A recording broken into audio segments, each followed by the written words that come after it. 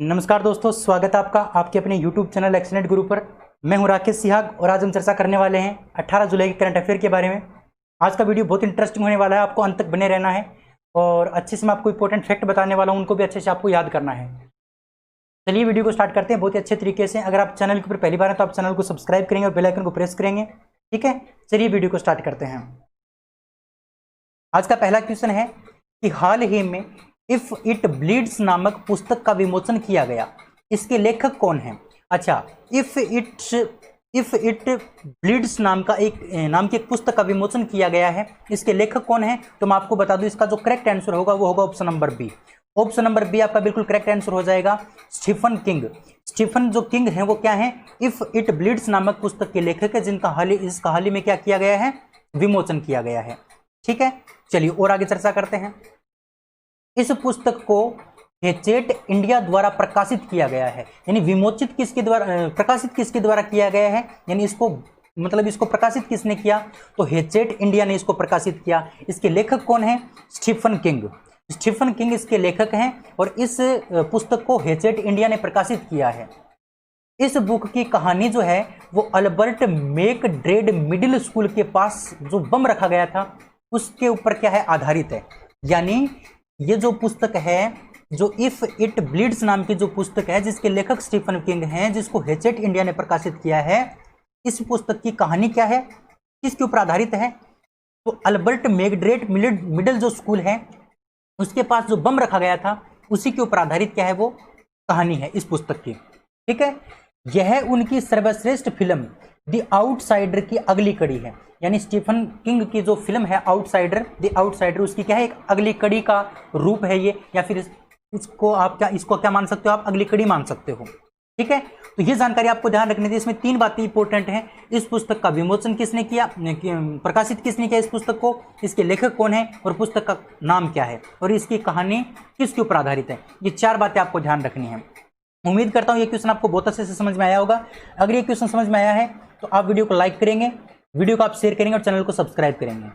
इसके साथ साथ दोस्तों, इस क्लास का आपको पीडीएफ डाउनलोड करना है, तो पीडीएफ डाउनलोड करने के लिए आप हमारे टेलीग्राम चैनल को ज्वाइन करेंगे और हमारे टेलीग्राम चैनल का नाम है ऑनलाइन दोस्त। क्या नाम है?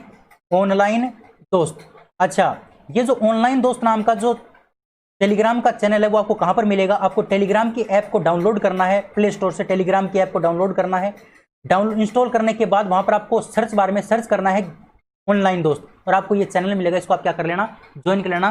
सर की फोटो लगी है, उसको आप ज्वाइन कर लेना, ठीक है। तो वहां पर आपको पीडीएफ दे दिया जाता है। आगे बढ़ते हैं। एक मिनट भाई, थोड़ा सा इसमें दिक्कत हो जाता है कभी कभार।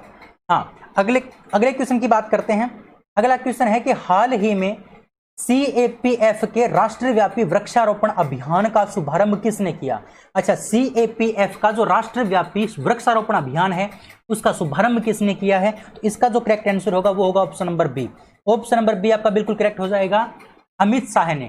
किसने किया है? अमित शाह ने CAPF के राष्ट्रव्यापी वृक्षारोपण अभियान का शुभारंभ किया है। चलिए इस क्वेश्चन के बारे में डिस्कस करते हैं। केंद्रीय गृह मंत्री अमित शाह ने गुरुग्राम के केंद्रीय रिजर्व पुलिस बल यानी CRPF परिसर में पीपल के पौधे का रोपण करके केंद्रीय सशस्त्र पुलिस बल यानी CAPF के राष्ट्रव्यापी वृक्षारोपण अभियान का शुभारंभ किया। ध्यान रखना, जो केंद्रीय गृह मंत्री अमित शाह जी हैं उन्होंने गुरुग्राम के अंदर जो CRPF का जो परिसर है वहां पर पीपल का पौधा लगाया था और पीपल के पौधे का रोपण करके इस केंद्रीय सशस्त्र पुलिस बल यानी CAPF का जो राष्ट्रव्यापी वृक्षारोपण अभियान है उसका क्या किया था? शुरुआत की थी, उसका शुभारंभ किया था। किसने किया था? अमित शाह ने, गुरुग्राम के अंदर CRPF के परिसर के अंदर पीपल का पौधा लगा करके, ठीक है। इतनी जानकारी आपको इस क्वेश्चन के बारे में ध्यान रखनी थी। उम्मीद कर सकते हो ये क्वेश्चन आपको समझ में आया होगा। आगे बढ़ते हैं। अगला क्वेश्चन है कि हाल ही में रुदेंद्र टंडन को किस देश में भारत का अगला राजदूत नियुक्त किया गया है? रुदेंद्र टंडन को किस देश में भारत का अगला राजदूत नियुक्त किया गया है?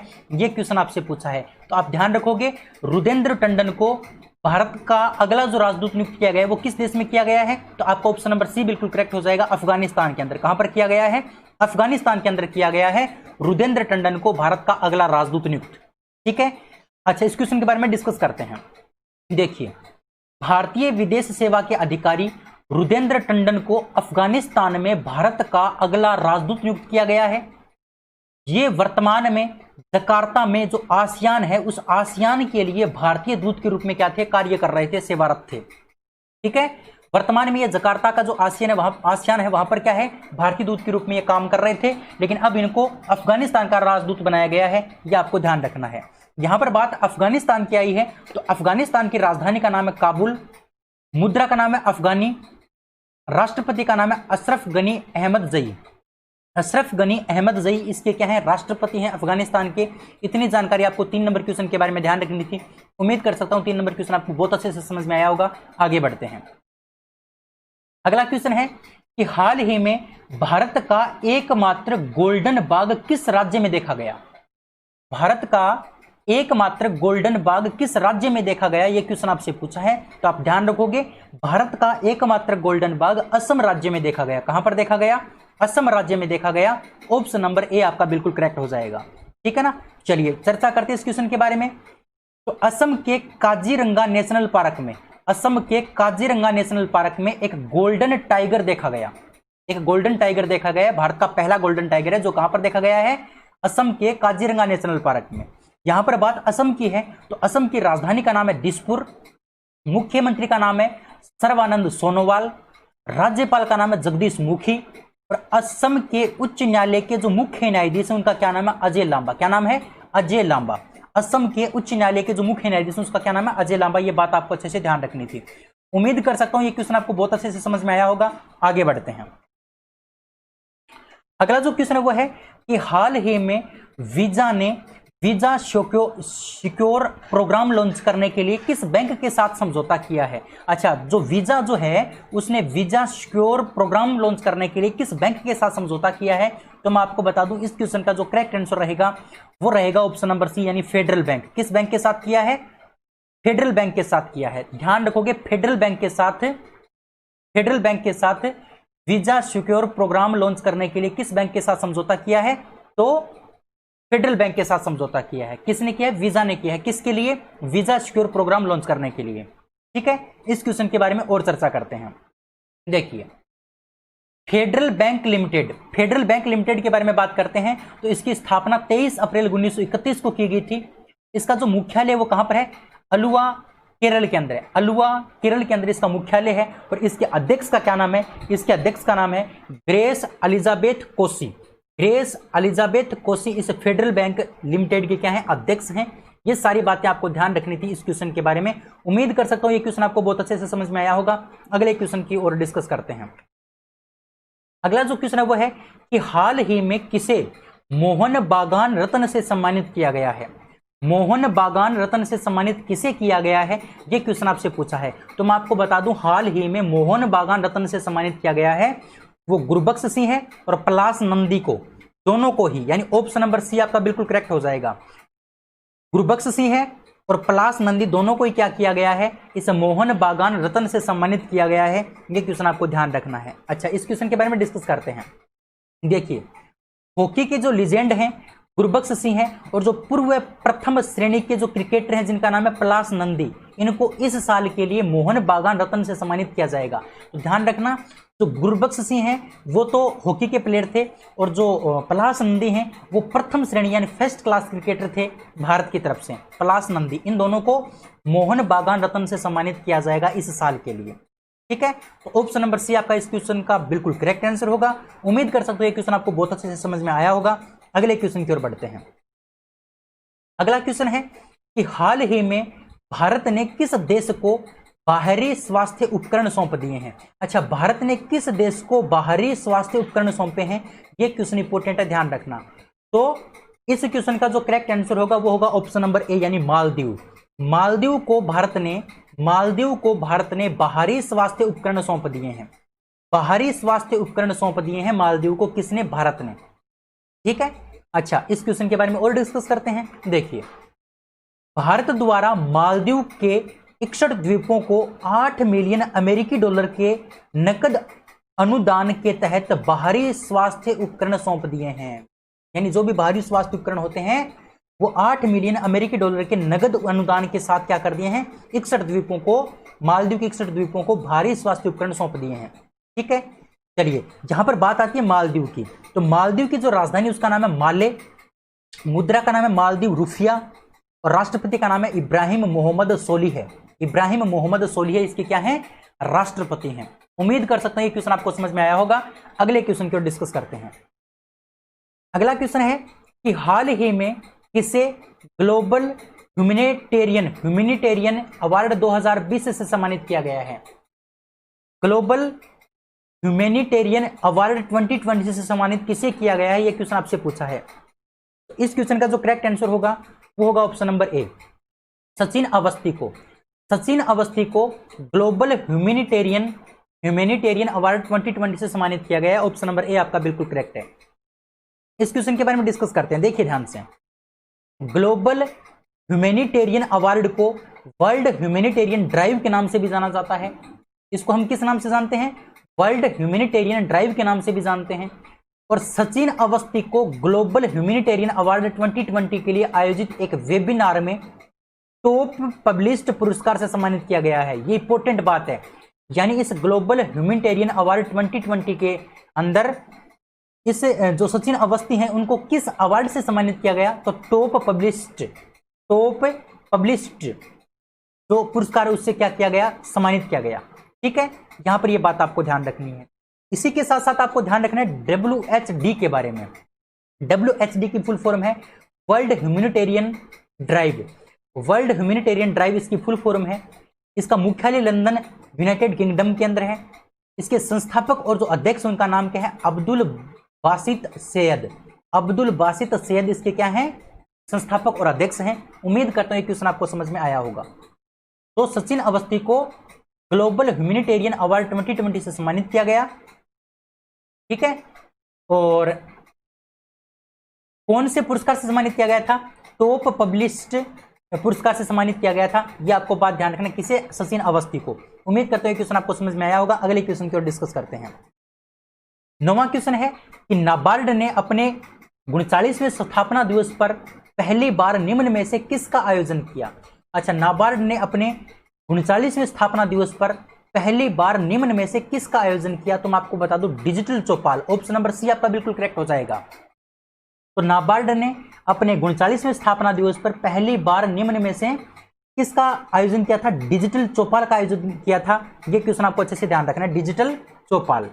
ठीक है, अच्छा अब इस क्वेश्चन के बारे में डिस्कस करते हैं। तो ध्यान से समझना कि एक विज्ञप्ति में कहा गया है कि इस पहल के कारण दूसरे प्रदेशों से गांव वापस आए मजदूरों के इलाकों में आर्थिक गतिविधियों को क्या मिलेगा? बढ़ावा मिलेगा। इस डिजिटल चौपाल के जरिए जो भी मजदूर बाहर से आए हैं, अलग अलग प्रदेशों से आए हैं, उनको आर्थिक गतिविधि के अंदर क्या मिलेगा? उनको बढ़ावा मिलेगा। नाबार्ड ने जल समस्या के मद्देनजर जम्मू कश्मीर और लद्दाख संघ शासित प्रदेशों के लिए एक स्प्रिंग सेड आधारित वाटर सेड परियोजना की मंजूरी दी है। यानी कहने का मतलब जो नाबार्ड है उसने जल की समस्या को देखते हुए जम्मू कश्मीर और लद्दाख का जो क्षेत्र है वहां पर एक स्प्रिंग सेड आधारित एक वाटर सेड परियोजना को क्या दी है? मंजूरी दी है।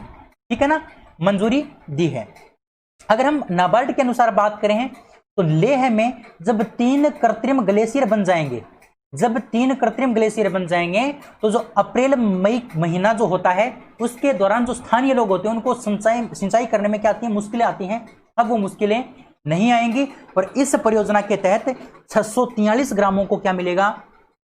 1643 ग्रामों को या गांवों को क्या मिलेगा? इसका लाभ मिलेगा। ठीक है ना, ये क्वेश्चन आपको अच्छे से ध्यान रखना है। अब आपसे मैं एक होमवर्क में एक क्वेश्चन देता हूं आपको नाबार्ड के बारे में बताना है। नाबार्ड की फुल फॉर्म क्या होती है? नाबार्ड की फुल फॉर्म क्या होती है? इसकी स्थापना किसके द्वारा कब की गई थी? इसकी स्थापना कब की गई थी? और इसके वर्तमान में अध्यक्ष कौन है? ये सारी बातें आपको बतानी है कमेंट बॉक्स में कमेंट करके। ठीक है, चलिए आगे बढ़ते हैं। अगला क्वेश्चन है कि चुनाव आयुक्त अशोक लवासा को हाल ही में किस बैंक का उपाध्यक्ष नियुक्त किया गया है? जो अशोक लवासा हैं, जो चुनाव आयुक्त थे, उसको किस बैंक का उपाध्यक्ष नियुक्त किया गया है? यह क्वेश्चन आपसे पूछा है। तो आपका उत्तर क्या रहेगा? इसका करेक्ट आंसर, इसका जो करेक्ट आंसर रहेगा वो रहेगा ऑप्शन नंबर ए, एशियाई विकास बैंक। ऑप्शन नंबर ए आपका बिल्कुल करेक्ट हो जाएगा। एशियाई विकास बैंक आपका बिल्कुल सही उत्तर होगा। ठीक है। अच्छा, अशोक लवासा को एशियाई विकास बैंक का उपाध्यक्ष नियुक्त किया गया है। चलिए डिस्कस करते हैं।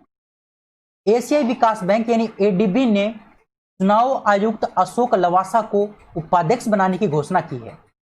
चुनाव आयुक्त अशोक लवासा एडीबी में दिवाकर गुप्ता का स्थान लेंगे। किसका स्थान लेंगे? दिवाकर गुप्ता का। ध्यान रखना, किसका स्थान ले रहे हैं? दिवाकर गुप्ता का स्थान ले रहे हैं। दिवाकर गुप्ता का कार्यकाल 31 अगस्त 2020 को समाप्त होने जा रहा है।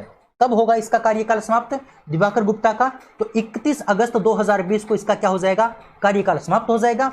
उसके बाद उपाध्यक्ष कौन हो जाएंगे दोस्तों? अशोक लवासा हो जाएंगे, जो चुनाव आयुक्त थे। ठीक है, बिल्कुल। चुनाव आयुक्त के रूप में नियुक्ति से पहले अशोक लवासा केंद्रीय वित्त सचिव के रूप में भी कार्य कर चुके हैं और वो वहां से क्या ले चुके हैं? रिटायरमेंट ले चुके हैं। ठीक है, यानी केंद्रीय वित्त सचिव के रूप में भी ये काम कर चुके हैं। और इससे पहले अगर हम बात करें तो यह पर्यावरण, वन और जलवायु परिवर्तन मंत्रालय और केंद्रीय नागरिक उड्डयन मंत्रालय में भी क्या रह चुके हैं? केंद्रीय सचिव रह चुके हैं। इनके पास कौन कौन सा पद है वो आपको ध्यान रखना है। वर्तमान में ये चुनाव आयुक्त थे, अब इनको एडीबी का उपाध्यक्ष बनाया गया है। इससे पहले ये जो केंद्रीय वित्त सचिव का पद होता है उसके पद से रिटायरमेंट लिया था उन्होंने चुनाव आयुक्त बनने से पहले। और उससे पहले पर्यावरण, वन और जलवायु परिवर्तन मंत्रालय और जो केंद्रीय नागरिक उड्डयन मंत्रालय जो होता है उसमें केंद्रीय सचिव के रूप में भी ये क्या कर चुके हैं? कार्य कर चुके हैं। ठीक है, इतनी बात आपको ध्यान रखनी थी। अब यहां पर बात करते हैं एशियाई विकास बैंक के बारे में। किसके बारे में? एशियाई विकास बैंक के बारे में बात करते हैं। चलिए, एशियाई विकास बैंक की अगर बात करते हैं तो इसको शॉर्ट में हम बोलते हैं एडीबी। एडीबी की फुल फॉर्म होती है एशियाई विकास बैंक या फिर Asian development bank. Asian development bank इसकी इंग्लिश के अंदर फुल फॉर्म होती है। इसकी स्थापना जो है वो 19 दिसंबर 1966 को की गई थी। कब की गई थी? 19 दिसंबर 1966 को इसकी स्थापना की गई थी। इसका जो मुख्यालय है वो कहां पर है? मंडलुयोंग सिटी के अंदर। कहां पर है? मंडलुयोंग सिटी के अंदर, जो मेट्रो मनीला में पड़ता है और जो कहां पर पड़ता है? फिलीपींस के अंदर। तो ध्यान रखना, मंडलुयोंग सिटी, मेट्रो मनीला, फिलीपींस में इसका मुख्यालय है एडीबी का। इसके वर्तमान अध्यक्ष कौन है? मात्सुगु अस्कावा। मात्सुगु अस्कावा इसके क्या है? वर्तमान अध्यक्ष हैं। ये बात आपको ध्यान रखनी है एडीबी के बारे में। उम्मीद कर सकता हूं ये क्वेश्चन आपको बहुत अच्छे से समझ में आया होगा। अगर आपको बीच में थोड़ा बहुत डिस्टर्बेंस हुआ है तो उसके लिए मैं क्षमा चाहूंगा, लेकिन उम्मीद करता हूं आपको ये सेशन बहुत अच्छा लगा होगा। अगर आपको सेशन अच्छा लगा है तो आप वीडियो को लाइक करेंगे, शेयर करेंगे और चैनल को सब्सक्राइब जरूर करेंगे। दोस्तों, अगर आपको वीडियो बहुत अच्छा लगा है तो आप कमेंट करके बताएंगे आपको कैसा लगा। आप जय हिंद जय भारत जरूर लिखेंगे आप कमेंट में, जिससे मुझे ये पता चले कि आपने लास्ट तक वीडियो को देखा है और आपको वीडियो पसंद भी आया है। ठीक है, तो आज के सेशन में इतना ही। अगले सेशन में फिर मिलते हैं, तब तक के लिए जय हिंद जय भारत। लव यू सभी को। Thank you, bye bye.